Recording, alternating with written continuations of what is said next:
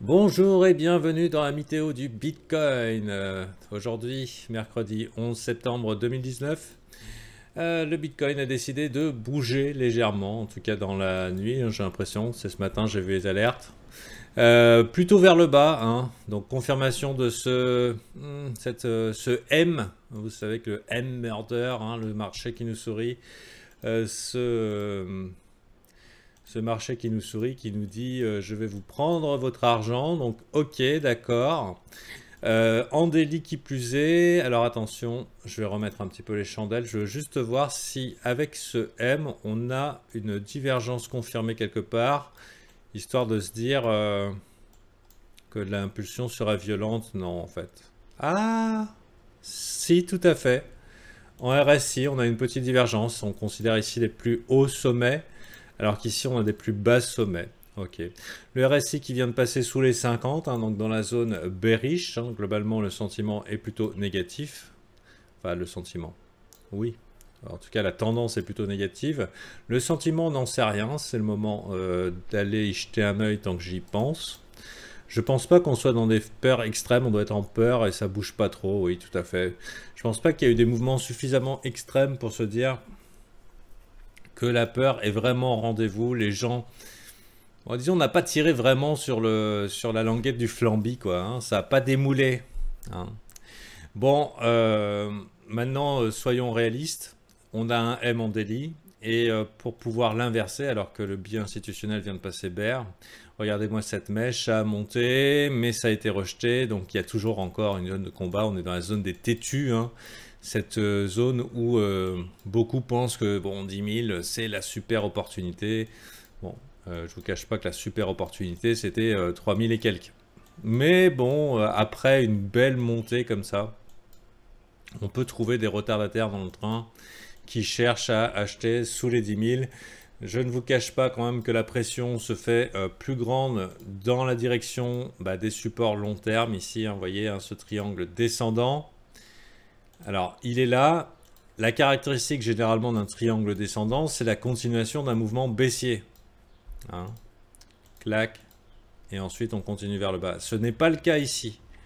Ici, le triangle descendant nous indique juste que les bears gagnent du terrain vers le support. Donc on n'est pas sur le cas d'un pattern classique qui justifierait une grosse probabilité de perçage vers le bas.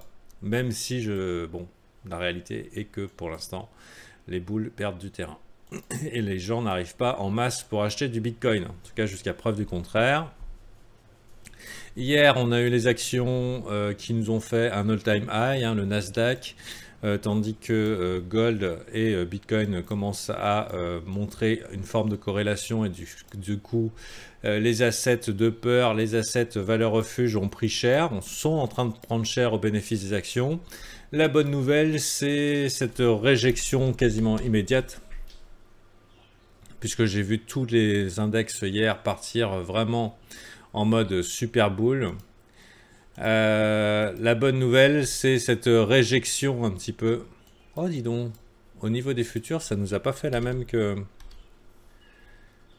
niveau de l'index lui-même, qui lui est parti faire un ATH et ensuite revenu ici dans le range. Donc ça laisse un petit peu d'espoir éventuellement pour un rebond pour les assets de peur, puisque généralement voilà, les mecs qui agissent sur les marchés essayent d'équilibrer leur portfolio entre les assets de peur et les assets à risque.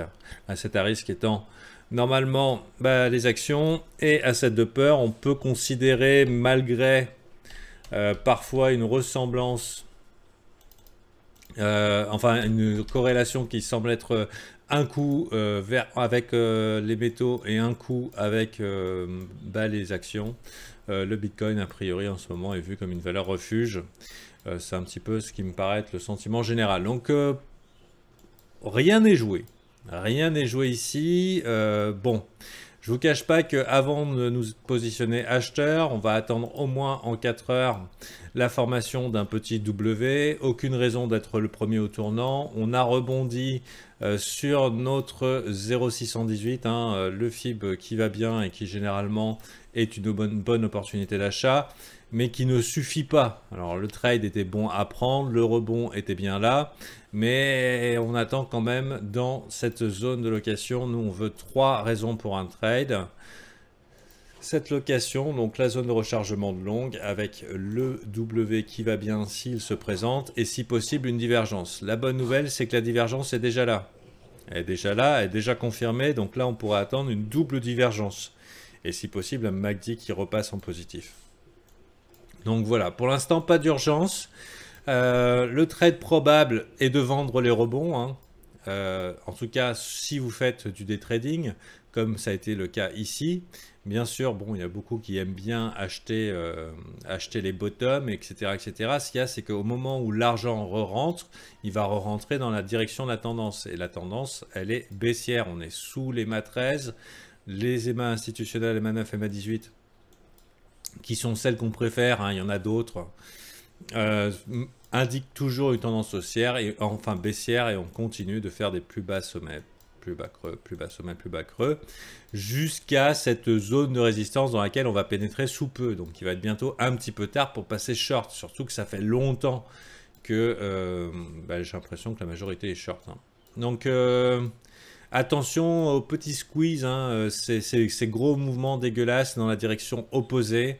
On est dans ce genre de marché qui manque clairement de liquidité. Hein. Comme vous voyez, ici, il y a des gros vides intersidéraux qui permettent au prix de rebondir de manière violente. Donc pas mal pour faire un petit peu de trading, un petit peu ballsy avec un petit peu de couilles.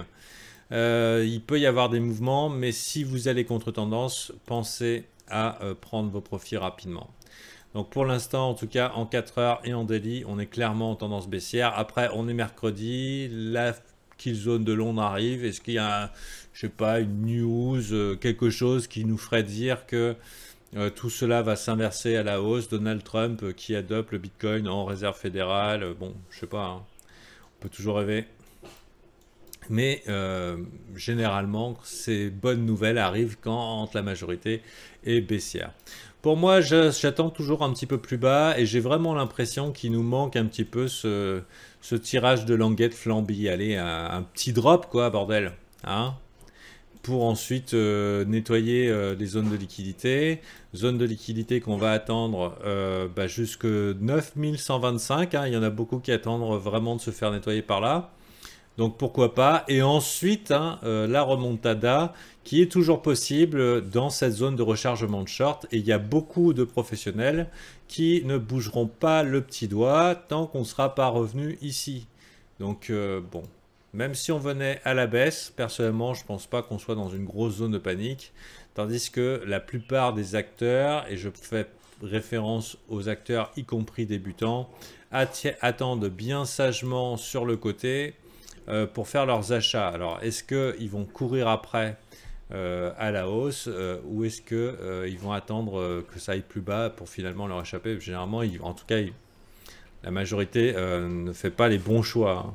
La probabilité du côté des moins nombreux. Donc sur ce, bon, je pense qu'on est toujours dans un marché chiant as fuck. La bonne nouvelle, c'est qu'il commence à indiquer une direction. La question, c'est est-ce qu'on va faire ce W ici et reverse ou est-ce qu'on va traverser là-dedans comme dans du beurre? Je sais pas. Je sais pas. Plus on vient taquiner ces supports et plus ils s'affaiblissent. Hein. Mais jusqu'à maintenant, ils ont été des fortes zones de réjection et de mauvais souvenirs. Hein. Personnellement, il m'est déjà arrivé de short un petit peu dans cette zone à la vue de mes setups. Hein. Bon, après, c'est le plan. La question, c'est que ça commence à être une zone bien taquinée, mais qui résiste bien. Personnellement, je ne vais pas faire la connerie de venir short dans cette zone, alors que ça a rebondi à chaque fois. Même si à tous les coups, on a vu un rebond, la probabilité est qu'il soit plus faible au fur et à mesure, hein, c'est ce qu'on voit, hein, je vous parlais du triangle baissier, etc. etc. Bon, j'ai l'impression que je m'écoute un peu parler, sans rien dire vraiment de fantastique. On ne peut pas dire de toute façon que ce marché a été vraiment merveilleux ces 2 dernières semaines. Merci en tout cas de votre fidélité sur la météo du Bitcoin. En attendant, nous on va s'occuper des membres du brief et de leurs questions. Et vu qu'il n'y en a pas beaucoup parce que eux aussi sont moins actifs, Je pense que c'est bon, parce que les marchés plus excitants sont plus intéressants à suivre. On va chercher peut-être des setups, hein. On peut aller regarder à gauche à droite, et y compris sur des CFD Bitcoin. Pourquoi pas. Allez, à bientôt, c'est-à-dire demain. Et bonne journée à vous.